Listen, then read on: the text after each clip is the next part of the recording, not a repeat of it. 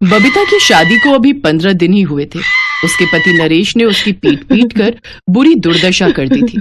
दर्द के मारे बबीता चिल्ला रही थी, मत मारो मुझे, छोड़ दो मुझे। क्या कहा, छोड़ दो? मन तो करता है तुझे रसोई में बंद करके आग लगा दूं, समझी? लेकिन अच्छा, चल अब निकल यहाँ से। मैं कहता हूँ निकल यहाँ से। अब तो मैं तुझे एक पल भी यहाँ नहीं रहने दूंगा, समझी? चल। पहले तो तेरे बाप ने हमसे बड़े वादे किए थे कि फ्रिज, मोटरसाइकिल, टीवी सब दूंगा, लेकिन उन कंगलों से तो मेरे बेटे के लिए एक सोने की अंगूठी तक ना दी गई। इतने अच्छे अच्छे घरों से रिश्ते आए थे मेरे बेटे के लिए, लेकिन हमारे नसीब में तो बस ये गरीब ही लिखी थी। माँ जी, मेरे गरीब बाबा कहाँ से लाएंगे इतना दहेज?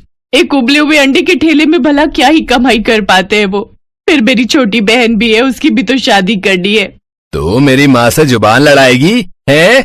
आज मैं तुझे जिंदा नहीं छोड़ूंगा है? आज तो तेरी जान लेके ही रहूंगा मैं। ये ले। ये सुनकर बबीता की सास ने कहा, ना ना बेटा, ऐसा मत करना। कहीं ऐसा ना हो कि फिर हमें सारी उम्र बैठकर जेल में चक्की ही पीसना पड़े। इसे इसके कंगले बाप के घर भेज दे, चली जाएगी अपने आप। उन्होंने बबीता को आधी रात को बाहर निकाल दिया। बबीता रात भर घर की दहलीज पर बैठकर दरवाजा खोलने के लिए चिल्लाती रही, लेकिन उन दोनों पर उसकी बात का कोई असर नहीं पड़ा। अगली सुबह बबीता अपने मायके आ गई। उन जालिमों ने मेरी फूल सी बच्ची का क्या हाल कर दिया। मैं उन्हें जिंदा नहीं छोड़ूंगा। चलो बाबा, उन्हें पुलिस में गिरफ्तार करवा देते हैं। नहीं, कोई फायदा नहीं है बाबा। कोर्ट कचहरी के चक्कर काटना हम गरीबों के बस की बात नहीं है। हमारे पास इतने पैसे नहीं और हमें छोटी के बारे में भी तो सोचना है। मेरी बेटी की जिंदगी तबाह हो गई। बहुत दिनों तक बबीता इस सदमे से उभर नहीं पाई। वो जब भी अपने गरीब बूढ़े पिता को अंडा का ठेला खींचते देखती, तब उसे अपने साथ हुआ अन्याय याद आता। एक रोज छोटी बहन रेनू बबीता का मन बहलाने के लिए उससे बर्गर बनाने की जिद करती है। दीदी, वैसा ही बर्गर बनाकर खिलाओ ना जो 2 साल पहले आपने मेरे जन्मदिन पर बनाकर मुझे खिलाया था। क्या स्वाद था उस बर्गर का, और अंडे ने तो उसमें 4 चांद लगा दिए थे। याद है कैसे हमने अंडा बर्गर खाने के लिए बाबा के ठेले से 4 अंडे चुरा लिए थे, और उस रोज बाबा ने कई बार अंडे गिन लिए, लेकिन उन्हें समझ ही नहीं आ रहा था कि आखिर अंडे गए कहाँ। हाँ, और बाबा बार बार अपना सर खुजलाए जा रहे थे और अंडे गिने जा रहे थे। आज कई दिनों बाद बबीता के चेहरे पर हंसी आई थी, लेकिन फिर अचानक उसकी आंखें नम हो गई। ये देख रेनू ने बबीता से कहा, दीदी अब अपने आप को बदलो। आखिर कब तक उस दुष्ट आदमी के बारे में सोचकर उदास होती रहोगी? तू ठीक कहती है, मुझे उसे भूलना होगा और इसके लिए मुझे खुद को व्यस्त करना होगा। अच्छा तू यहीं बैठ, मैं तेरे लिए अंडा बर्गर बना कर लाती हूँ। बबीता सब कुछ भूलकर घर के चूल्हा चौके में लग गई। आज उसने सबके लिए अंडा बर्गर बनाया, जिसे खाते ही सबको उसका स्वाद बड़ा लाजवाब लगा। वाह बेटी, ये तो सचमुच कमाल की चीज है। मजा ही आ गया इसे खाकर, वरना तेरी माँ के हाथों की दाल रोटी खाकर तो मैं कब का ऊब गया था। अच्छा जी, मेरे हाथ का खाना खा खा कर ऊब गए थे आप। अब बनाकर देती हूँ मैं कल से तुम्हें रोटी। अरे तुम तो बुरा मान गई भाग्यवान।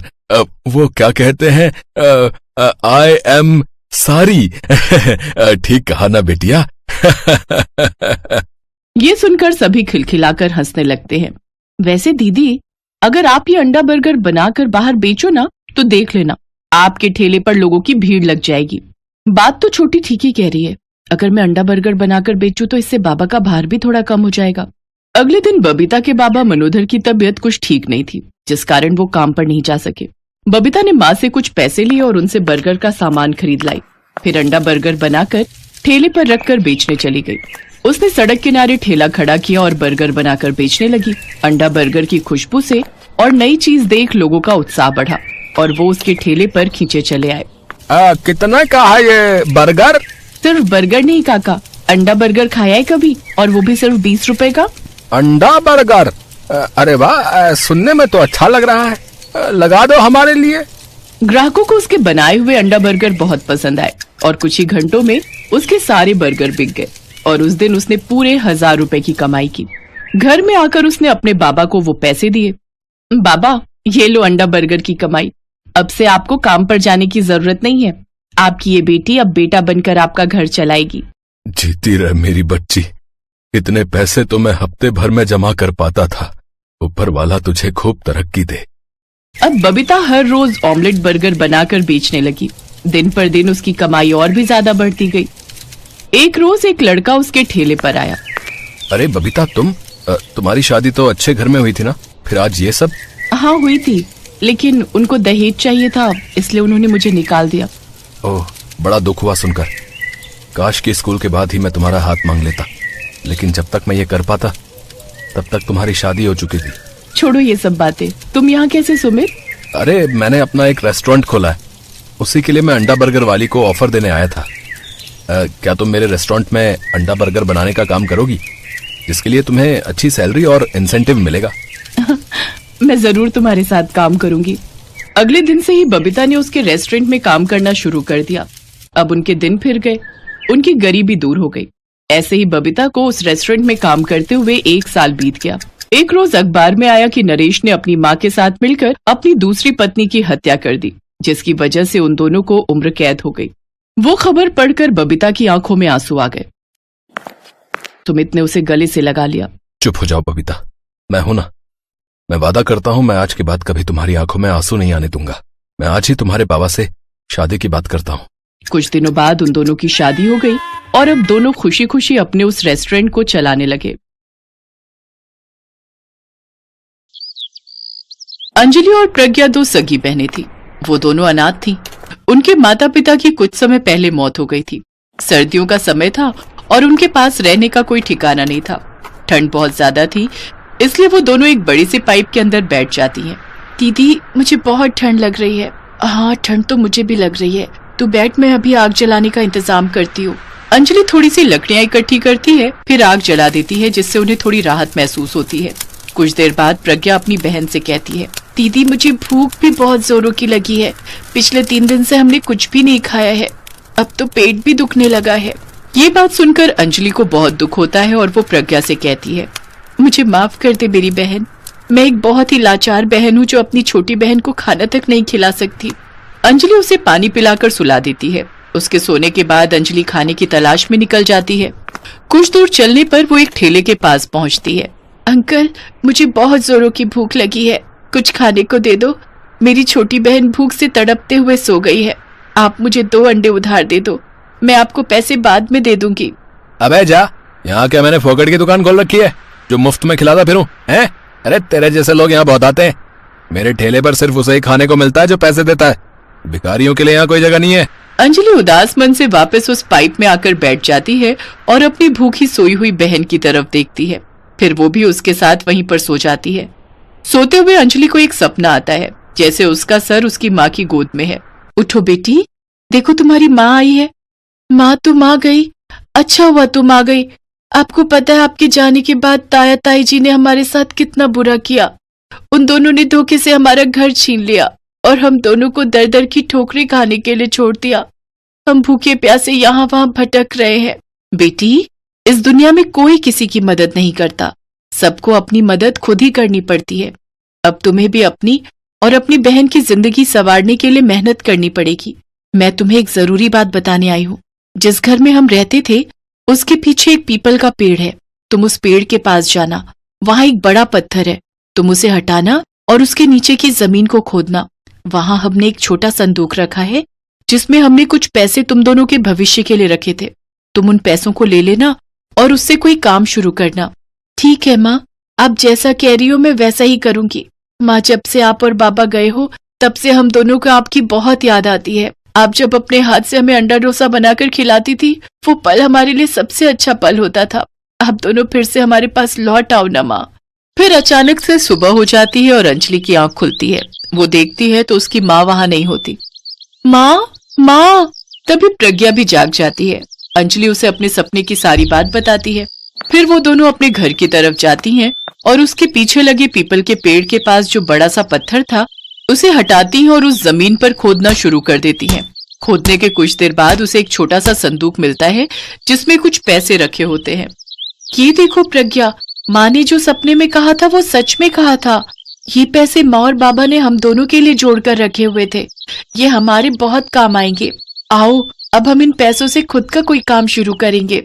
फिर वो दोनों बाजार जाती हैं और पेट भरकर खाना खाती हैं। फिर जहाँ वो बाजार में देखती हैं कि वहाँ बहुत सारी तरह तरह की दुकानें हैं। यहाँ तो हर जगह अंडा या आलू का डोसा है, कहीं चाउमीन तो कहीं समोसा है। कुछ समझ नहीं आ रहा हम क्या शुरू करें। दीदी, आपको याद है माँ कितना अच्छा अंडा डोसा बनाया करती थी? अगर हम भी माँ की तरह ही अंडा डोसा बनाए तो क्या पता सबको बहुत पसंद आ जाए। तू ठीक कह रही है छोटी, ये बात तो मेरे दिमाग में आई ही नहीं। अंजलि को अपनी माँ के अंडे डोसे की रेसिपी अच्छे से पता थी। वो जल्दी से जरूरी सामान खरीद लेती है, फिर एक पुराना सा ठेला लगाकर अंडा डोसा बेचना शुरू कर देती है। आओ आओ, स्वादिष्ट अंडा डोसा खाओ। जो एक बार खाएगा वो बार बार यहाँ आएगा। हाँ, जल्दी आओ और अंडा डोसा खाकर ढेर सारा मजा पाओ। पहले तो कोई भी उन दोनों की बात नहीं सुनता। फिर कुछ देर बाद एक आदमी उनके ठेले पर आता है। अंडा डोसा? ये तो पहली बार सुना है। जरा बनाकर खिलाओ तो कैसा है ये अंडा डोसा? अंजलि उसे अंडा डोसा बनाकर देती है, जिसे खाने के बाद वो आदमी कहता है, वाह, ये तो बहुत मजेदार है भाई। बस हल्का तीखा होता तो और मजेदार होता। इसके बाद अंजलि अपने डोसे और अंडे को थोड़ा और तीखा बनाती है और सांभर भी थोड़ा चटपटा बनाती है। कुछ ही देर में उसके पास लोग आना शुरू होते हैं और उसके स्वादिष्ट अंडा डोसा खाकर सब बहुत खुश होते हैं। हर कोई ग्राहक एक प्लेट के बाद दूसरी प्लेट और कुछ तो तीसरी प्लेट भी खा जाते। उस दिन दोनों बहनों की अच्छी कमाई होती है। अब तो हर रोज वो अंडा डोसा का ठेला लगाती और अच्छी कमाई करती। एक शाम जब उनके सारे अंडा डोसा बिक गए तो आखिर में एक बूढ़ी माँ आती है। बेटी, कुछ खाने को है तो दे दो, मैंने 2-3 दिन से कुछ नहीं खाया। अंजलि के सारे अंडा डोसा बिक चुके थे। उसने आखिर में अपने और प्रज्ञा के लिए एक अंडा डोसा बना कर रखा था, लेकिन बूढ़ी औरत के मांगने पर अंजलि वो उसे मुफ्त में खाने को दे देती है। वो बूढ़ी अम्मा उसे ढेरों आशीर्वाद देकर चली जाती हैं। दीदी, आपने तो हमारे हिस्से का अंडा डोसा उस अम्मा को दे दिया, अब हम क्या खाएंगे? प्रज्ञा, इन बूढ़ी अम्मा को भूख से तड़पता देख मुझे हमारे पुराने दिन याद आ गए। आज उन पर जो बीती है वो उस दिन भूख के मारे हम पर बीत रही थी। और हमारा क्या है, अब तो हमने अच्छे पैसे कमा लिए। हम तो आज कहीं होटल में बैठकर खूब सारा खाना खाएंगे। वो दोनों एक होटल में जाती हैं, जहाँ गार्ड उन्हें दरवाजे पर ही रोक लेता है और उन्हें अंदर नहीं जाने देता। अरे, तुम लोगों की इतनी हैसियत नहीं है कि इस होटल में खाना खा सको। भाई साहब, आप हमारे कपड़ों पर मत जाइए, हमारे पास पैसे हैं, फ्री में खाने नहीं आए हैं। तभी उस होटल का मालिक बाहर आता है और वो उन दोनों को देखते ही पहचान लेता है। अरे, तुम दोनों तो वही हो ना जिनका अंडा डोसा आजकल बहुत बिकता है? बहुत तारीफ सुनी है लोगों से तुम्हारे अंडा डोसा की। बेटी, मैंने भी तुम्हारी तरह ही अपने काम की शुरुआत की थी और आज देखो, भगवान का दिया सब कुछ है। आओ, अंदर आओ, मैं तुम्हें अपने होटल का खाना खिलाता हूँ। मनोहर लाल उन दोनों को अपने होटल के अंदर ले जाता है, जहाँ वो अपनी पत्नी से उन दोनों को मिलवाता है। उन दोनों को देखकर मनोहर की पत्नी को एक हादसे में खोई हुई अपनी दोनों बेटियों की याद आ जाती है। वो उन दोनों को पेट भर खाना खिलाते हैं। खाना खाते खाते वो दोनों अपनी दुख भरी दास्तान मनोहर और उसकी पत्नी को बताती हैं, जिसे सुनकर उन्हें बहुत दुख होता है। फिर वो दोनों पति पत्नी कुछ देर के लिए अकेले में बात करते हैं और जब वो जाने लगती हैं तो मनोहर उनसे कहता है, देखो बेटी, एक हादसे में हमने अपनी दोनों बेटियों को खो दिया था। जब हम दोनों ने तुम्हें देखा तो ऐसा लगा हमारी बेटियां हमें वापस मिल गई हैं। हाँ बेटी, अगर तुम दोनों को बुरा न लगे तो क्या तुम दोनों हमेशा हमेशा के लिए हमारे साथ हमारे घर में हमारी बेटियां बनकर रह सकती हो? तुम दोनों को माँ बाप का प्यार मिल जाएगा और हमें हमारी बच्चियां। अंजलि और प्रज्ञा उनके गले लग जाती है और खुशी खुशी मनोहर और उसकी पत्नी के साथ बड़े से घर में रहने लगती हैं।